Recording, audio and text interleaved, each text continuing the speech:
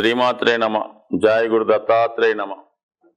శ్రీ క్రోధినామ సంవత్సర ఫలితాలు కర్కాటక రాశి వారికి ఏ విధంగా ఉండబోతున్నాయి అన్న విషయాన్ని ఈ వీడియోలో మనం తెలుసుకుందాం. ముందుగా ప్రేక్షక దేవుళ్లకు ఉగాది శుభాకాంక్షలతో కర్కాటక రాశి వారి యొక్క బ్యాలెన్స్ షీటు ఈ క్రోధినామ సంవత్సరంలో ఏ విధంగా ఉండబోతుంది, మనం ఈ బడ్జెట్ ఏ విధంగా ఈ సంవత్సరం ప్లాన్ చేసుకోవాలి అన్న విషయాన్ని పరిశీలించడంలో ఈ పంచాంగ శ్రవణం యొక్క ముఖ్య ఉద్దేశం. అందులో ఆదాయ వ్యయాలు, రాజపూజ్య అవమానాలు బట్టి మనం దాన్ని ఈ సంవత్సరం ప్లాన్ చేసుకుంటే మరి జాగ్రత్తగా సక్సెస్ఫుల్గా మరి ముందుకు వెళ్ళే అవకాశం ఉంటుంది. కాబట్టి మరి కర్కాటక రాశి వారికి ఆదాయం 14 పాయింట్లు, వ్యయం ఓన్లీ 2 పాయింట్లు మాత్రమే ఉన్నది. సో దీన్ని బట్టి ఏంటంటే చాలా మిగులు బడ్జెట్తో ప్రారంభం అవుతుంది అన్నమాట. అంటే ఇది మామూలు విషయం కాదు. అంటే 16 అణాలు మన పూర్వకాలం లెక్క ప్రకారం ఉంటే కేవలం 14 అణాలు సంపాదన ఉంటే 2 అణాలు ఖర్చు, అంతే. జస్ట్ ఒక చాలా సింపుల్ ఖర్చు అన్నమాట. అంతే ఒక 12 పాయింట్లు ఈ సంవత్సరం ఈ రాశి వారికి మిగులు బడ్జెట్ ఉంటుంది. అంటే సంవత్సరానికి 1,00,000 రూపాయలు సంపాదిస్తే కేవలం ఒక 30,000 మాత్రమే ఖర్చు అయ్యి సుమారుగా ఒక 70,000 మిగులుతుంది. సో ఈ కారణం వల్ల ఈ సంవత్సరం ఈ జాతకులు జాగ్రత్తగా ప్లాన్ చేసుకుంటే గతంలో ఉన్నటువంటి రుణాల నుంచి బయటపడే అవకాశం ఉన్నది. అలాగే ఏదన్నా ఒక పెద్ద ప్లాన్ వేసుకోవచ్చు. గృహం కట్టుకుందామా, ఇల్లు కట్టుకోవడం కానీ, పెళ్లి చేయడం కానీ, పిల్లల్ని విదేశం పంపడం కానీ, మొత్తం మీద ఫైనాన్స్ విషయంలో మాత్రం చాలా అనుకూలంగా ఉన్నది. అంటే ఒక విధంగా ఎలా ఉంటుందంటే ఆదాయ వ్యయాలు బడ్జెట్ చేసినప్పుడు మన సంపాదన లేకపోయినా అప్పు రూపంలో కూడా పుట్టే అవకాశం ఉంది. అంటే రుణగ్రస్తులు అవ్వడం జరుగుతుంటుంది. ఆ విధంగా కావడం వల్ల కంప్లీట్గా మీరు మరి వచ్చిన ఆదాయాన్ని కంప్లీట్గా ప్లాన్ చేసుకోండి. ఎట్టి పరిస్థితుల్లో కూడా అప్పు చేసే ప్రయత్నం చేయక్కర్లేదు. సమయానికి మీ కష్టసాధ్యం ప్రకారం భగవంతుడు మీకు ఇవ్వడం జరుగుతుంది. కాబట్టి ఈ సంవత్సరం ఫైనాన్స్ పరంగా ఏమీ మీరు ఆదుర్దా పడవద్దు. మీకు జరగవలసినటువంటి అన్ని పనులు, మీరు బాధ్యత వహించవలసిన అన్ని కార్యక్రమాలు సజావుగా సాగే అవకాశం ఉంటుంది, నో డౌటు. ఇక రాజపూజ్యం, అవమానం అంటే సమానంగా ఉన్నాయి. రాజపూజ్యం 6, అవమానం 6. అంటే ఈ రాజపూజ్యం, అవమానం ఎందులో వస్తాయి? మనకి రావాల్సినటువంటి ప్రమోషన్ రాకపోయినా, ఉద్యోగం లేదన్నా మెమో వచ్చినా, లేదంటే డిగ్రేడ్ అయినా, ఉద్యోగంలో సస్పెండ్ అయినా అది అవమానం. అదే రాజకీయ నాయకులకి వాళ్ళు పార్టీ టికెట్ ఇవ్వకపోయినా అవమానమే, పోటీ చేసిన తర్వాత నెగ్గకపోయినా అవమానమే. సో ఈ విధంగా బాగా పాపులర్ అయిన నాయకుడికి తక్కువ మెజారిటీ వచ్చిన అవమానమే.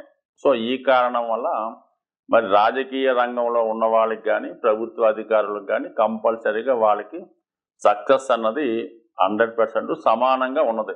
ఎట్టి పరిస్థితుల్లో కూడా భయం లేకుండా 100% మీ ప్రయత్నం మీరు చేయడం వల్ల విజయ అవకాశాలు మీకు రావడం జరుగుతుంది. అంటే అధికారులకు మరి ఓవర్ ప్రమోషన్ కాకుండా సాధ్యమైనంత వరకు ఒక మాదిరి ప్రమోషన్ రావడం, అలాగే ఎన్నికల్లో పోటీ చేద్దాం అనుకున్న వాళ్ళకి మరి ఓవర్ బంపర్ మెజార్టీ కాకుండా బొటాబొటిగా తక్కువ మెజార్టీతో గట్టెక్కే అవకాశం ఉంది. మరి ఆర్థిక వనరులు కూడా అనుకూలంగా ఉన్నాయి కాబట్టి 14-2 కాబట్టి కంపల్సరీగా మరి రాజకీయ నాయకులకు కూడా విజయ అవకాశాలు పుష్కలంగా ఈ రాశి వారికి ఉన్నాయి. సో ఈ బ్యాలెన్స్ షీట్ పక్కన పెట్టుకుంటే మరి రేపు ఏప్రిల్ 9 నుంచి మనకి ఉగాది ప్రారంభం అవుతుంది. సో ఉగాది 9వ తారీఖు నుంచి 30వ తారీఖు ఏప్రిల్ వరకు కూడా గురువు దశమ స్థానంలో ఉంటూ మరి మే 1వ తారీఖు నుంచి 11వ స్థానంలోకి మారడం జరుగుతూ ఉంటుంది. అంటే 11వ స్థానంలో వచ్చినటువంటి గురువు 3వ స్థానాన్ని, 7వ స్థానాన్ని, 11వ స్థానాన్ని శుభపరచడం జరుగుతుంది. అంటే యాక్టివేట్ అవుతాయి ఈ 3 భావాలు. అంటే మీ యొక్క కామ త్రికోణం యాక్టివేట్ అవుతుంది. అంటే కామ త్రికోణం అంటే మీ యొక్క కోరికలు, మీ యొక్క ఆశయాలు నెరవేరే అవకాశం ఉంది. అలాగే వివాహానికి సంబంధించినటువంటి భావం కూడా సప్తమం 3 కాబట్టి కంపల్సరీగా వివాహ ప్రయత్నాలు, దానికి సంబంధించిన కార్యక్రమాలు నెరవేరుతాయి. అంటే 3, 7, 11 భావాలు యాక్టివేట్ అవుతాయి. 11వ భావంలో గురువు రావడం వల్ల ఈ రాశి వారికి ఎలా ఉంటుందంటే షష్ఠ మరి 6, 9 భావాలు రాణిస్తాయి. అంటే 6వ భావం అంటే ఉద్యోగం, ప్రమోషను, రుణ ప్రయత్నాలు, ఆరోగ్యం, ఇవన్నీ మీకు అనుకూలంగా ఇవ్వడం జరుగుతుంది. అలాగే మరి 9వ భావం అంటే విదేశ విద్య, దూర ప్రయాణాలు, ఆధ్యాత్మిక చింతన, పుణ్యక్షేత్రాలు దర్శించడం, ఇవన్నీ కూడా కంపల్సరీగా వచ్చే అవకాశం ఉంది. ఎందుకంటే అక్కడ నుంచి మంచి పొజిషన్లో ఉన్నాడు. అంటే 9 నుంచి 11 3వ భావం కాబట్టి కంపల్సరీగా 9వ భావ ఫలితాలు ఎక్కువ శాతం ఇంప్రూవ్మెంట్ అవుతాయి. ఈ 6వ భావ ఫలితాలు కూడా కొంతవరకు అనుకూలంగానే ఉన్నాయి.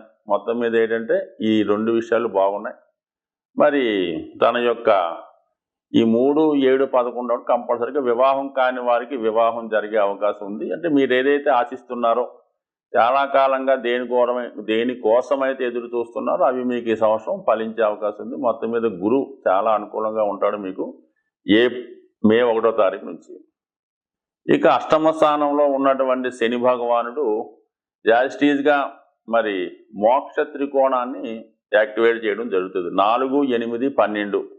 సో ఈ కారణం వల్ల ఏంటంటే ఎవరైనా ఆధ్యాత్మిక చింతనలో ఉన్నవాడు కొద్దిగా వాళ్ళ బాధ్యతలు పూర్తిగా తీరిన తర్వాత వాళ్ళు ప్రశాంతమైన జీవితం గడపాలనుకుంటే ఉన్న ప్లేస్ నుంచి చేంజ్ చేయడం జరుగుతుంది. కంపల్సరీగా మీరు ఉన్న ప్లేస్ విడిచిపెట్టి వేరే ప్లేస్లోకి మారడం జరుగుతుంది. అది ఆధ్యాత్మిక కేంద్రమా, లేదంటే ఏదైనా ఓల్డ్ ఏజ్ హోమా, లేదంటే ఏదన్నా ప్రశాంతమైనటువంటి దూర ప్రాంతంలో ఉన్నటువంటి ప్లేస్ అన్నది మీ యొక్క స్థాయిని బట్టి మీరు చేసే పనులను బట్టి రావడం జరుగుతుంది. బట్ ఏదైనా తప్పనిసరిగా ఈ రాశి వారు ప్రశాంతమైన జీవితం కోసం వేరే ప్రాంతానికి మారడం జరుగుతుంది. అది కేవలం బాధ్యతలు తీరిపోయిన వాళ్ళకి మాత్రమే, అది ఏజ్తో సంబంధం లేదు.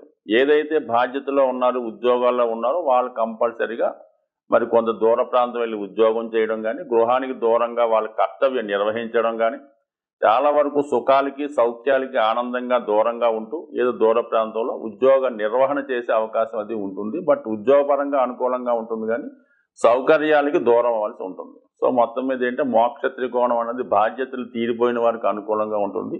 వృత్తిలో ఉన్నవాళ్ళు కష్టపడవలసి ఉంటుంది. ఇక 9వ స్థానంలో ఉన్నటువంటి రాహు, ధర్మ త్రికోణాన్ని రాహు యాక్టివేట్ చేయడం వల్ల, మరి రాహు ఇండీసెంట్ ప్లానెట్ అవ్వడం వల్ల అనవసర ఆలోచనలు, వ్యసనాల మీదకి వ్యామోహం, అటువంటి వ్యక్తులు పరిచయం, మిమ్మల్ని ప్రలోభ పెట్టడం, ధర్మ మార్గాన్ని విడిచిపెట్టి అధర్మ మార్గంలోకి వెళ్ళేలా మిమ్మల్ని ప్రేరేపించడం జరుగుతూ ఉంటుంది. సో ఈ కారణం వల్ల మీరు ఎట్టి పరిస్థితుల్లో కూడా అటువంటి ఆలోచనలు ఉన్నటువంటి వ్యక్తులకు దూరంగా ఉండడం, అటువంటి ప్రదేశాలకి వెళ్లకుండా సాధ్యతకు నియంత్రించుకుంటే కంపల్సరీగా రాహు మిమ్మల్ని కంట్రోల్లో పెట్టి మీరు మీ ధర్మాన్ని, మీ కర్తవ్యాన్ని నిర్వహించే విధంగా ఉండే అవకాశం ఉంటుంది. కాబట్టి ఎట్టి పరిస్థితులు కూడా ప్రలోభాలకి లొంగకండి, వ్యసనాలకి వాటి జోలికి వెళ్ళొద్దు, ఈజీ మనీ కోసం పాటుపడద్దు. కేవలం నిజాయితీగా ధర్మ మార్గంగా కర్కాటక రాశి వారు స్వభావ సిద్ధంగా వాళ్ళ ఆలోచన ఏ విధంగా ఉంటుందో ఆ విధంగానే వెళ్ళండి తప్ప దీన్ని ఏమాత్రం కూడా మరి వేరే మార్గంలోకి ప్రయాణించే ప్రయత్నం అయితే చేయవద్దు. సో ఏదైనా ఈ రాశి వారికి మరి కంపల్సరీగా 11లో గురువు వచ్చినప్పుడు గురుగ్రహ అనుగ్రహం కోసం దక్షిణామూర్తి ఆరాధన చేసుకోవడం వల్ల, నిరంతరం ఒక గురువుని ఆశ్రయించి ఆ గురువు యొక్క మార్గం ద్వారా ఆ గురువు చెప్పిన విధంగా మీరు నడుచుకుంటే 100% ఈ సంవత్సరం అంతా కూడా మీ బ్యాలెన్స్ షీట్ అద్భుతంగా ఉంది. కాబట్టి ఒక 10 సంవత్సరాల నుంచి ఉన్న అప్పు అయినా ఈ సంవత్సరం తీరిపోయే అవకాశం ఉంది. సాధారణంగా ఈ గ్రహాలు అంటే మనం మాస ఫలితాలు, వార ఫలితాలు, సంవత్సర ఫలితాలు చూసుకున్నప్పుడు గ్రహాలు ఒక రాశి నుంచి ఒక రాశికి మారుతున్నప్పుడు అవి సువర్ణమూర్తి, రజితమూర్తి, తామ్రమూర్తి, లోహమూర్తిగా వాటికి ప్రవేశించినప్పుడు వాటి స్థితిని బట్టి ఈ విధంగా అవి యాక్ట్ చేయడం జరుగుతుంటుంది. ఉదాహరణకి ఏదో గురుగ్రహం మారితే కొన్ని రాశుల వారికి సువర్ణమూర్తిగా ఉండడం జరుగుతుంది, అద్భుతమైన యోగాన్ని ఇస్తూ ఉంటాడు ఆ రాశుల వారికి. కొంతమందికి తామ్రమూర్తిగా ఉంటాడు, కొంతమందికి లోహమూర్తిగా ఉంటాడు. అంటే ఈ లోహమూర్తిగా ఉన్న వాళ్ళకి మంచి స్థానంలోకి వచ్చినా కూడా ఇబ్బంది పెడుతూ ఉంటాడు. అదే రజితమూర్తిగా ఉన్న వాళ్ళకి కొంత మిక్స్డ్గా ఉండడం జరుగుతుంటుంది. ఇలా ప్రతి గ్రహానికి కూడా ఈ మూర్తి నిర్ణయం అనేది జరుగుతూ ఉంటుంది.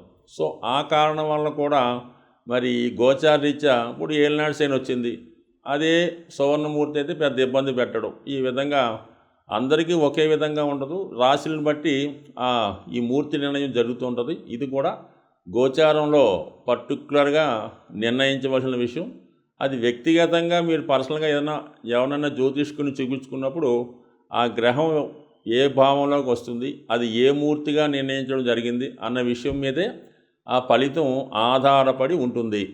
అలాగే గ్రహాలు మారినప్పుడు కూడా అష్టక వర్గు అని ఒకటి ఏర్పడుతుంటుంది. అంటే ఒక్కొక్క గ్రహం కొన్ని బిందువులు ఇస్తూ ఒక సామూహికంగా ఒక అష్టక వర్గు ఏర్పడుతుంటుంది. ఈ అష్టక వర్గులో విడివిడిగాను అష్టవర్గం ఉంటుంది, అన్నిటికీ కలిపి ఒక అష్టవర్గం ఉంటుంది. సుమారుగా శని మీ జాతకంలో ఒక 7 గ్రహాలు ఉన్న రాశి మీద, శని 7 బిందువులు ఇచ్చినటువంటి రాశి మీద సంచరించినప్పుడు అది ఏ భావమైనా అద్భుతమైన ఫలితాలు ఇవ్వడం జరుగుతుంది. అది 11లోకి వచ్చినా కూడా శని భగవానుడు 0 బిందువుల మీద ప్రయాణిస్తుంటే ఎట్టి పరిస్థితుల్లో కూడా మీకు ఉపయోగించడం చాలా ఇబ్బంది పెడుతుంటాడు. అందువల్ల ఈ అష్టవర్గంలో బిందువులు, ఈ మూర్తి నిర్ణయం రెండూ కూడా ఈ జ్యోతిష విధానంలో చాలా ఇంపార్టెంట్ అయినవి. ముఖ్యంగా గోచార సంబంధించిన విషయాల్లో ఈ 2 విషయాలు, అంటే ఒకటి ఈ మూర్తి నిర్ణయం, 2 ఈ అష్టకవర్గ బిందువులు పూర్తిగా పరిశీలించిన తర్వాత మాత్రమే ఆ గ్రహం ఇచ్చే ఫలితాన్ని నిర్ణయిస్తే ఇంకా అనుకూలమైనటువంటి అక్యురేట్ ఫలితాలు మీరు పొందగలిగే అవకాశం ఉంటుంది. ఇది ఎక్కువగా ఈ ఉత్తరాది రాష్ట్రాల్లోనూ తమిళనాడులో కూడా ఈ సిస్టాన్ని అమలు చేస్తూ ఉంటారు. సో మరి తీరుకున్న వాళ్ళు జ్యోతిష్కులు కూడా పరిశీలించవచ్చు. అలాగే జ్యోతిష్ అభిమానులు కూడా ఈ విషయాన్ని దృష్టిలో పెట్టుకొని మీరు జ్యోతిష్కుని సంప్రదించినప్పుడు ఈ విషయాన్ని కూడా తెలుసుకుంటే మీకు ప్రతి సంవత్సరం మీరు జన్మ జాతకంలో ఈ అష్టక వర్గు సీట్ ఒకటి ఉంటుంది అన్నమాట. రవికి ప్రత్యేకంగా, శనికి ప్రత్యేకంగా ఉంటుంది, అన్నీ కలిపి ఒకటి ఉంటుంది. అది తీసుకోవడం వలన మీకు మీరే రవి మారినప్పుడు ఎన్ని బిందువుల మీదకి వచ్చాడు, రవి 6 బిందువుల మీదకి వచ్చాడు, ఈ నెలంతా 100% బాగుంటుంది. రవి 4 బిందువులు వచ్చాడు, యావరేజ్గా ఉంటుంది. రవి 0 బిందువు మీదకి వచ్చాడు, చాలా దరిద్రంగా ఉంటుంది. సో ఈ విషయాన్ని కూడా మీరు గమనించి నిర్ణయించుకుంటే మీరు ఖచ్చితమైన ఫలితాలు పొందుతారు. జ్యోతిష్యం మీద నమ్మకం కూడా పెరిగే అవకాశం ఉంటుంది. స్వస్తి.